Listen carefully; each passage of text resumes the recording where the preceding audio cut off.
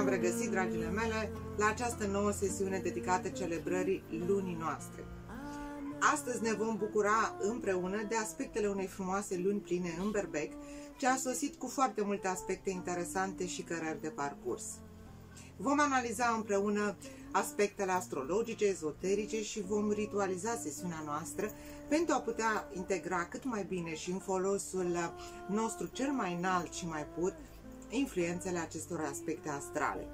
Vom căuta încă o dată să fim femei și bărbați în adevăratul sens al cuvântului și nu oricum, ci acele ființe trezite din punct de vedere spiritual care își trăiesc viața plenar cu bucurie și cu dăruire.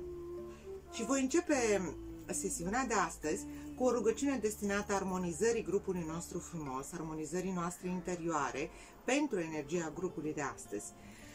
Nimic nu este întâmplător, iar în fiecare grup, în fiecare cerc, vin exact acele persoane potrivite care au puterea de a lucra cu acele energii, care pot înțelege, care au ceva de primit și mai ales ceva de dăruit, atât lor cât și celorlalte persoane și mai ales Universului.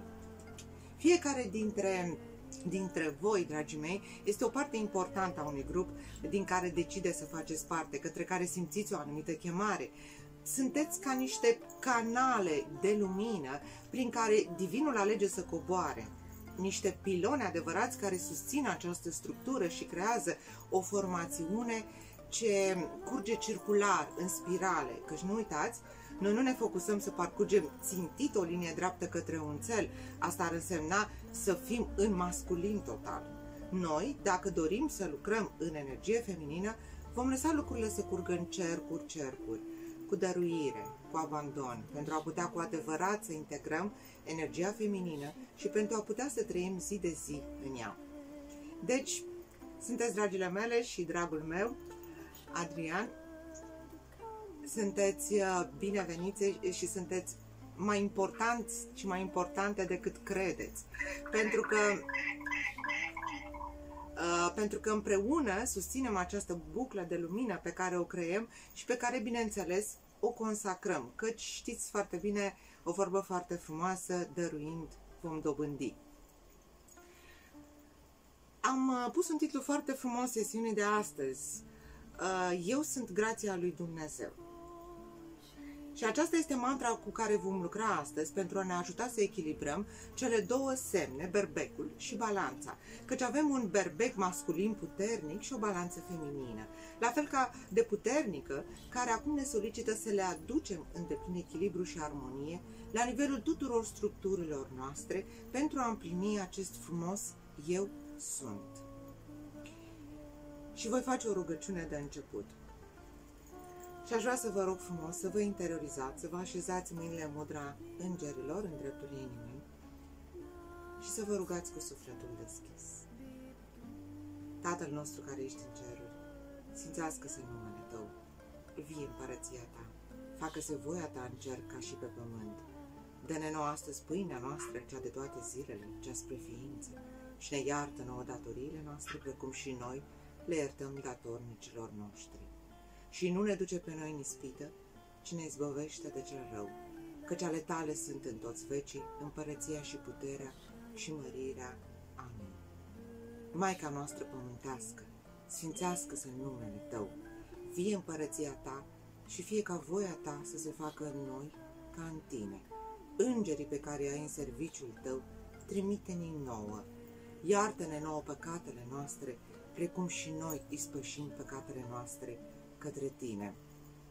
Nu permite ca să cădem pradă bolilor, ci ne eliberează de orice rău, căci ale Tale sunt pământul, corpul și sănătatea. Amin. În zori îmbrățișez pe Maica mea, cu venirea nopții mă alătur Tatălui meu și cu alternanța serii și a dimineții, eu voi respira legea lor și nu voi întrerupe aceste comuniuni până la sfârșitul timpului. Și am făcut această rugăciune către Dumnezeul nostru, Tată, Mamă, cu atât mai mult în acest moment astrologic, căci nu există una fără cealaltă în lumea noastră. Vine un moment de conștientizare pentru fiecare dintre noi asupra acestui aspect. Ani de zile am practicat rugăciunea Tatăl nostru ca pe un puternic instrument de lucru, dar a venit un moment crucial în viața mea în care am simțit acut nevoia completitudinii ființei mele prin echilibru deplin tată-mamă. Și astfel v-am oferit aceste rugăciuni în formula lor originală din Evanghelia Eseniană, cea pe care Iisus și Maria Magdalena au cunoscut-o, au trăit-o, au întrupat-o și pe care o avem moștenire ca stâlp al credinței noastre. Vom aborda aspectele astrale din punct de vedere al nostru personal, al umanității și al momentului în care am ales să trăim și al învățăturilor ezoterice ce vin să ne susțină pe acest drum. Luna plină din 2 octombrie 2020 are loc cu luna pe gradul 908 în Berbec și soarele pe gradul 908 în Balanță, cu maxim în jurul orei 4 noaptea ora României, accentuând aspectele de a culege roadele semințelor plantate în jurul datei de 24 martie, când a fost luna nouă în Berbec. Și aici insist să ne aducem aminte ce semințe anume am plantat în acel moment. De aceea recomand jurnalul magic ca instrument de lucru permanent pentru a putea nota la momentul acela și a putea reciti și reevalua ulterior. Și revenind la momentul actual, trebuie să înțelegem că suntem forțați să acționăm, să schimbăm condițiile care nu ne mai satisfac atât lăuntric cât și exterior. Fiecare lună plină în sine ne cere să echilibrăm două energii diferite, dar complementare. Iar acum, cu luna plină în Berbec, ne întâlnim de fapt cu polaritatea Berbec-Balanță, un duo astral ce se referă la atingerea echilibrului delicat dintre sinele nostru Berbec și ceilalți Balanță. Și vorbim aici despre relații, polaritatea Berbec-Balanță, respectiv relația mea cu mine însumi, Berbec, și relația mea cu ceilalți, Balanța. Avem deci în acest moment soarele în Balanță și luna în Berbec, vorbim clar despre polaritate. Berbecul este impulsiv prin influența lui Marte, așa cum Balanța este înclinată către frumos și echilibru prin Venus. Berbecul, semn de foc, vrea să lupte, iar Balanța, semn de aer, dorește să evite aceste lupte. Iar Berbecul vine cu ideea de autoafirmare, fiind preocupat de el însuși. Este individualist, direct, sincer și acționează sub impulsul de moment, fără să se gândească prea mult la consecințele conflictelor pe care le creează. Balanța, în schimb, vrea să echilibreze lucrurile prin compromis, negociere, grație, oferind condiții de adaptare, de pace și fiind preocupată și de ceilalți și relația cu aceștia. Această lună plină ne îndeamnă să găsim un echilibru între satisfacerea nevoilor noastre personale și satisfacerea nevoilor celuilalt, între independență și dependență, între autonomie și prea multă nevoie de companie.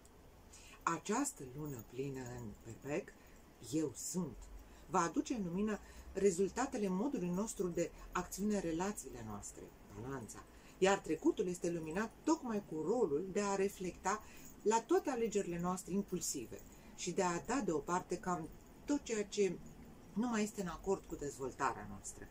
Să fim deci atenți și să vedem unde am greșit, unde am acționat din furie, din atenție, din dorința de a ne hrăni doar ego-ul nostru uitând de cei din jur.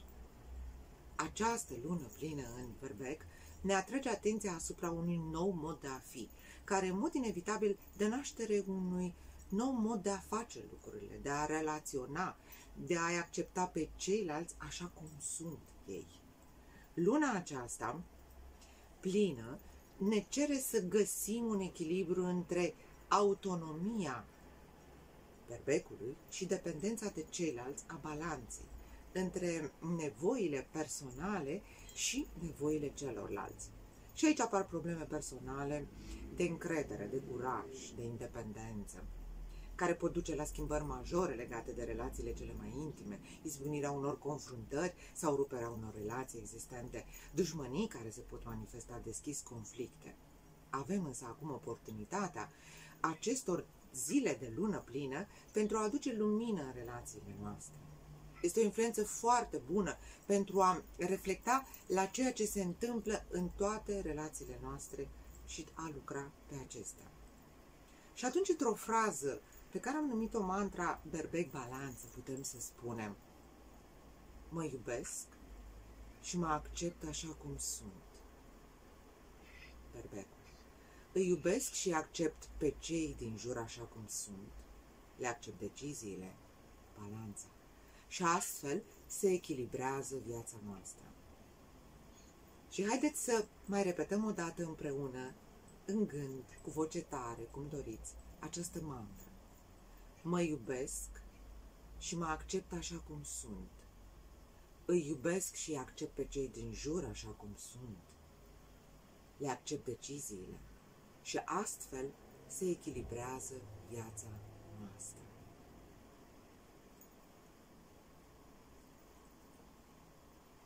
La un nivel mai profund de abordare, ajungem pe ideea că relația cu sinele divin este prima și cea mai importantă relație pe care trebuie să o avem în vedere, căci nu există nicio modalitate pentru a experimenta fericirea, pacea și iubirea pură fără a fi în pace cu sinele tău divin. Și cu cât trăim mai mult aliniați cu energiile universale, cu atât ne simțim mai fericiți și mai pașnici. Cu cât incorporăm adevărurile universale în luarea deciziilor noastre zilnice, cu atât atragem mai multe experiențe satisfăcătoare și relații benefice în viața noastră. Să ne gândim, deci. Scopul nostru în relație este să avem atât libertate cât și apropiere, intimitate. Când ne menținem propria identitate, nu amenințăm libertatea altuia. Când ne simțim liberi în interiorul nostru, oferim automat altora spațiu. Și în acest context, cele două luminarii sunt în opoziție și se stresează reciproc. Ceea ce va duce poate în această perioadă la multe provocări profesionale, familiale, cu copiii, cu părinții. În acest context, lucrurile pot părea grele, apăsătoare, greu de acceptat, nedrepte, injuste, tensionate. Această lună plină însă ne arată că ele pot fi gestionate și altfel, din energie feminină, ca o mare mamă ocrotitoare, care ne calmează și ne ocrotește. Asta dacă nu uităm, bineînțeles, de ea și de învățăturile ei. Și să nu uităm de Marte retrograd în Berbec, care ne supune parcă unui test al răbdării și ne obligă parcă să reparăm acțiunile noastre egoiste din trecut. Marte este acum furios și obosit și va sta așa până pe data de 13 noiembrie. Avem nevoie de să învățăm să canalizăm această furie în direcții constructive și atunci vă recomand atenție mărită și concentrare pe ceea ce deja avem. Asumarea unor riscuri nu face decât să agraveze orice problemă. Acesta nu este un moment bun pentru lupte, acțiuni în forță, proiecte nou sau pentru a cuceri noi teritorii. Este timpul să mergem cu o viteză redusă, piciorul pe pedala de frână. Nu trebuie forțate lucrurile, pentru că activitățile impulsive nu funcționează în favoarea noastră cu acest aspect al lui Marte retrograd. Aș vrea în continuare să vă spun o scurtă poveste foarte frumoasă, care sigur o să vă dea de gândit. Am găsit un articol foarte interesant în cercetările pe care le-am făcut pentru sesiunea de astăzi, în care se spune așa: Marte retrograd în Berbec merge de mână cu Eris retrogradă în Berbec. Cine este Eris? În mitologie, Eris este zeița discordiei. Duhul discordiei ce produce ceartă, lupte, gelozie. Ea este sora lui Marte, zeul războiului, însoțindu-l pe acesta în luptele lui. Din acest motiv, Eris nu era iubită de ceilalți zei și aproape tot timpul era umilită, deoarece nu era invitată nicăieri. Ca de obicei, ea nu a fost invitată la nunta marii zeițe Tetis cu prințul muritor Pelios. Iar aceasta, de ciudă, a aruncat mărul de aur al discordiei prin acoperiș, dar în prealabil a scris pe el, pentru cea mai frumoasă. Au fost 3 zeițe care și-au disputat acest măr: Hera, Atena și Afrodita, și s-au certat din cauza mărului. Pentru a stabili care dintre zeițe este cea mai frumoasă, Paris din Troia a fost solicitat să stabilească acest lucru. Fiecare zeiță i-a oferit mită lui Paris. Hera i-a oferit bogății și putere politică. Atena i-a oferit înțelepciune și victorie în luptă, iar Afrodita i-a promis ca cea mai frumoasă femeie de pe pământ, Helena, soția lui Menelaus, să fie soția lui. Și după cum bine știm, Paris a ales-o pe Afrodita, iar acest lucru a dus la răpirea Elenei de către Paris și începerea războiului troian de 10 ani. Iar această lunație despre care discutăm în sesiunea de astăzi este apogeul unor alegeri din trecut. Cum am răspuns la ispitele celorlalți? Cum am răspuns în fața unor așa zise încoronări false din partea societății, oamenilor din jurul nostru? Cum am acționat în numele unei promisiuni care să ne facă să credem că suntem cei mai buni? Cât de dispuși suntem să recunoaștem, să fim realiști despre noi și despre ceea ce merităm cu adevărat? Și asta nu că ne spune cineva, ești cel mai bun, doar dacă accepti să faci lucrul ăsta, poate că nu-i moral, în afara legilor vieții, în afara bunului mers. De multe ori, mărul, ca un fruct al cunoașterii, ne ademenește. Gândiți-mă că ce le-a spus Dumnezeu lui Adam și Eva, să admire pomul cunoașterii, dar să nu ia mărul din pom. Și totuși Eva a făcut acest lucru, ceea ce a condus la detronarea omului. Iar universul nu se împiedică de tropurile pământenilor și intervine pentru schimbare. Este deci un test important în domeniile de viață în care ceva ne-a făcut vulnerabil. Cea mai frumoasă, cea mai corectă, cea mai înțeleaptă, cea mai justițiară. Eris trăiește printre noi și continuă să-și facă treaba. Continuă să ne bage în fel de conflicte, lupte, doar pentru a ne crede deasupra tuturor. Luna plină în Berbec devine astfel o energie extrem de importantă, care ne aduce aminte că scopul fiecăruia dintre noi nu este doar împlinirea materială, ci și dezvoltarea spirituală. Suntem îndrumați către ceea ce ar trebui să facem în continuare în cariera noastră, în casa noastră, în viața noastră, în existența noastră, astfel încât sufletul nostru să fie mulțumit. Este deci timpul să vedem aspectele favorabile ale acestei luni pline și să învățăm să ne conectăm, să avem încredere, să ne predăm și să ne bazăm pe divinitate. Trebuie să ne antrenăm, să trăim în conștiință divină, să ne bucurăm de ea, în ciuda încercărilor noastre umane. Este un proces care necesită timp, dăruire și devotament. De aceea vă recomand această mantră. Eu sunt grația lui Dumnezeu, pentru a neutraliza proiecțiile negative. Iar pe măsură ce o repetăm, devenim mai aliniați cu acest adevăr despre noi înșine. Fiecare gând negativ trebuie neutralizat cu această mantră. Eu sunt grația lui Dumnezeu. Ne amintim astfel de propria noastră origine divină, de identitatea noastră, berbecul, dar și de raporturile cu noi înșine și cu ceilalți, balanța. Și da, funcționează, pentru că ne determină să ne concentrăm asupra noastră și asupra adevăratei noastre identități. Scopul nostru în această viață este să devenim divini umani, să înțelegem importanța destinului și pentru asta trebuie să ardem, să purificăm legăturile și relațiile vechi. Scopul este să ne aliniem cu destinul nostru și cu contractul semnat înainte de a veni acum la acest trup. Pe măsură ce îți arzi karma, ești mai aproape de împlinirea acestui contract. Pe măsură ce aprofundăm și purificăm relația cu noi înșine, deschidem aceleași posibilități în relația cu ceilalți. Pe măsură ce spunem această mantră, apare liniștea în noi. Această mantră îmbină energiile feminine și masculine din interiorul nostru. Eu sunt este mantra berbecului. Grația lui Dumnezeu este mantra lui Venus. Eu sunt grația lui Dumnezeu. Ne ajută să echilibrăm cele două semne, berbec și balanță, masculin cu feminin, ceea ce noi, de fapt, suntem cu adevărat. Și mergând mai profund în aceste subiecte, mă voi referi la aspectele de lumină și umbră ale acestui Marte retrograd în berbec. Mai activat de luna plină, nerăbdătorul, luptătorul, impulsivul, iar această lună octombrie, de fapt, este extrem de puternică, are chiar 2 luni pline, veți vedea. Este poate cea mai puternică lună în lumină și umbră. Vom simți deci toată această impulsivitate, furie sau chiar oboseală, epuizare cu care foarte mulți dintre noi se confruntă. O senzație de a fi depășit de tumultul vieții. Și eu personal simt acest lucru, că nu fac față la toate provocările și lucrurile pe care trebuie să le fac, că nu reușesc să împlinesc totul. Marte vine cu aspectul acesta al luptătorului. Iar luptătorul are 2 fețe. El poate fi luptătorul în lumină controlat, luptătorul spiritual, sau poate fi luptătorul din umbră, necontrolat, luptătorul patriarhal dominat de control și de ego.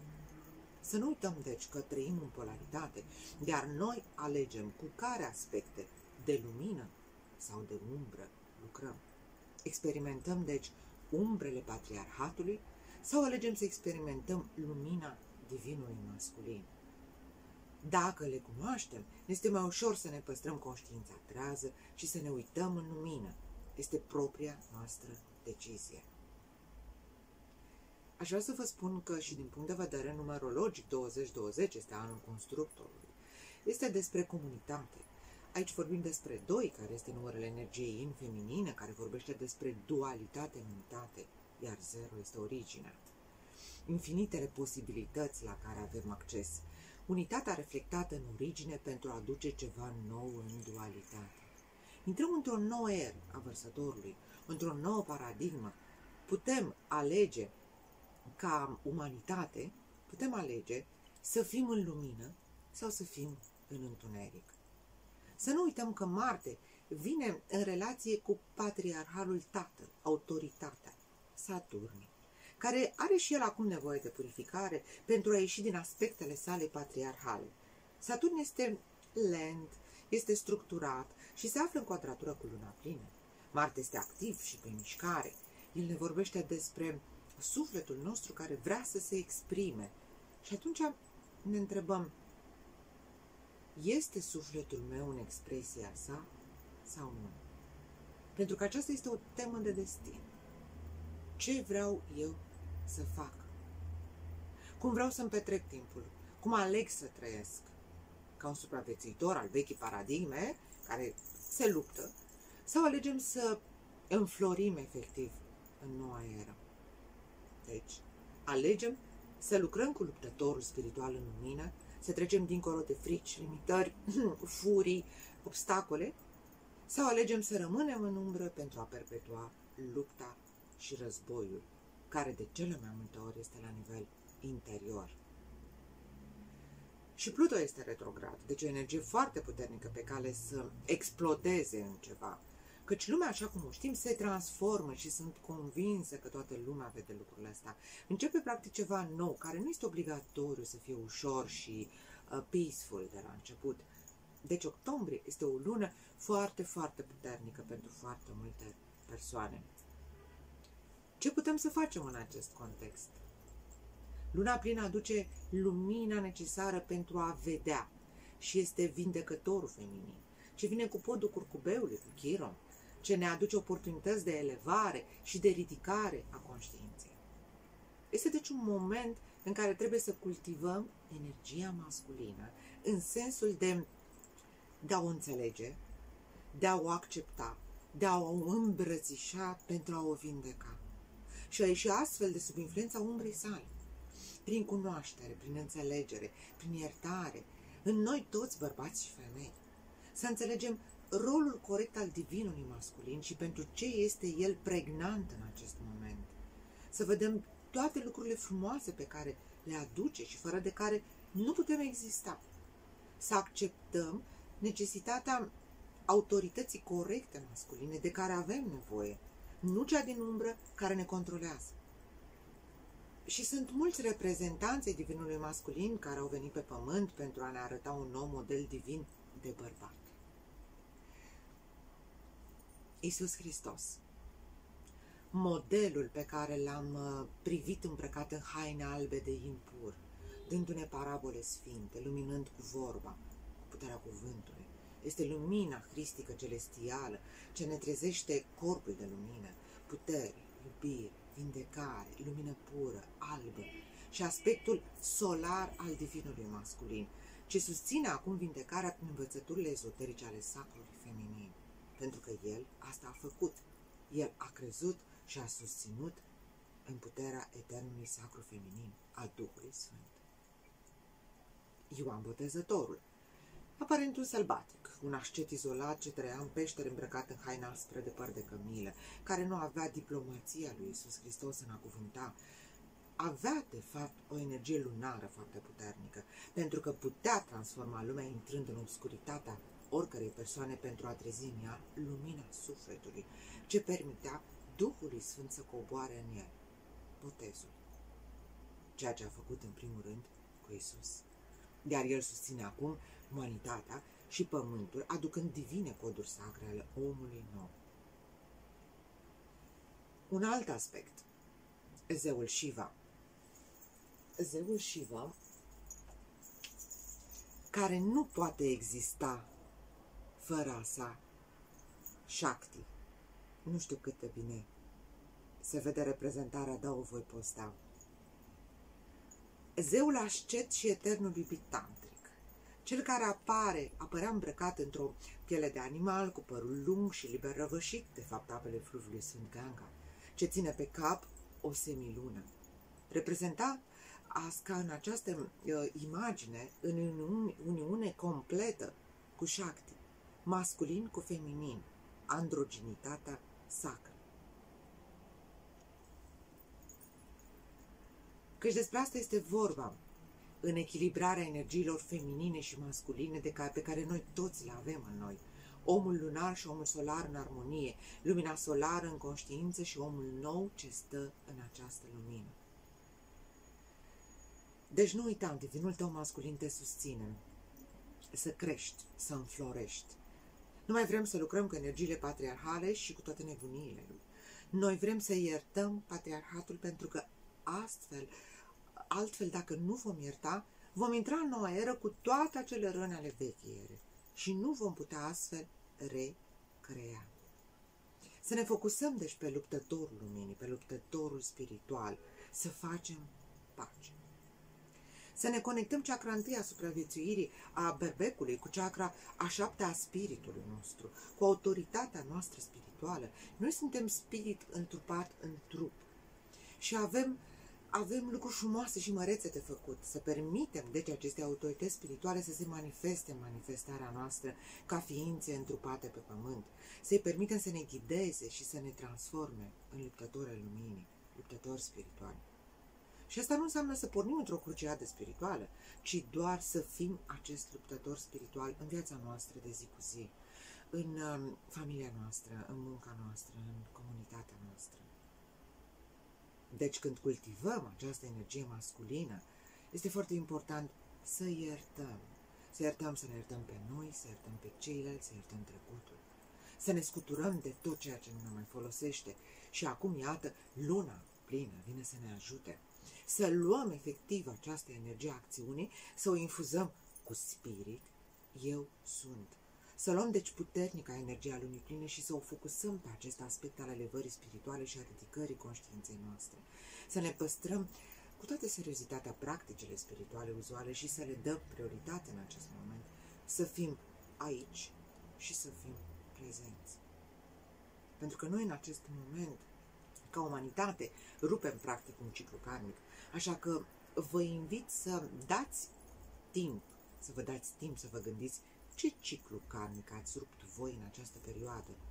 Și vă încurajez chiar să vedeți și să onorați imensa putere pe care ați avut-o în această perioadă. Că poate nu ați realizat. Noi am ales să fim acum aici și mai ales în aceste trupuri, femei sau bărbați, să ne conectăm la androgenitatea noastră divină și să o aducem în planul vieții noastre. Fii în echilibru de plin al emisferelor tale cerebrale, în mintea neutră și coboară în inima ta pentru a acționa de acolo. Folosește-ți corpul așa cum te-a învățat Fecioara, arhetipul Fecioarei, preoteasa, pentru a simți ce rezonează cu tine și nu permite manifestărilor destructive ca furie, nerăbdare, reacționare, agresivitate să se dezvolte, să crească. Acceptă-le, urmărește-le și lasă-le să curgă. Și folosește acest combustibil pentru a cultiva acea spirituală regală autoritatea spiritului tău. Să folosești toată energia berbecului, al lui Marte, pentru a face ceva nou, în echilibru cu spiritul tău și cu universul. Lucrează, deci, într-un fel nou. Poartă-te într-un fel nou. Vorbește într-un fel nou, iubește într-un fel nou, pentru că nu uita, berbecul este despre noi începuturi. Iar noi facem asta împreună. 20-20, anul este despre comunitate, iar tu nu ești niciodată singur, pentru că suntem împreună. Iar în ritualul nostru de celebrare vom cultiva energia masculină sacră, îmbrățișând-o cu iubire și vindecare prin intermediul energiei lui Iisus Hristos și a Mariei Magdalena. Sau poate dacă simțiți Shiva Shakti, Shiva Mama Durga, ce ne va aduce energia erei peștilor, cea care a trecut, în cea nouă a vărsătorului ce stă să vină.